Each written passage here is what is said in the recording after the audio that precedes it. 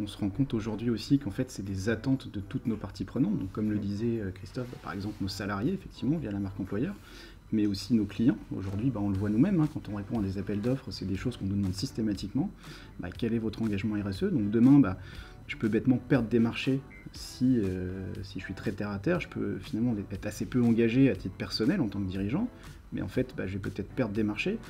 Si je regarde mon activité à plutôt long terme plutôt que court terme, je peux me dire, en fait, si demain j'intègre toutes ces dimensions-là dans les risques qui vont peser sur mon entreprise, en fait, est-ce que mon entreprise, elle existe toujours dans 10 ans, dans 20 ans, dans 30 ans? Et c'est là qu'éventuellement, je peux aussi rentrer dans une logique de transformation de mon business model.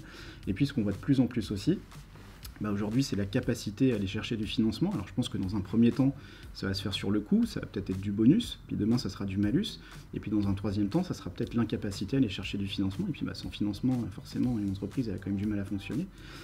Et puis, ce qu'on voit aussi aujourd'hui, c'est que ça joue sur les aspects de valorisation. En fait, aujourd'hui, on a travaillé sur ce sujet-là chez TGS, et on voit que c'est des critères qui sont pris en compte dans la valorisation d'une entreprise. Et qu'en fait, une entreprise qui est impliquée et qui est engagée dans une démarche RSE, demain va peut-être être mieux valorisée qu'une entreprise totalement similaire qui ne serait pas engagée dans ces projets-là.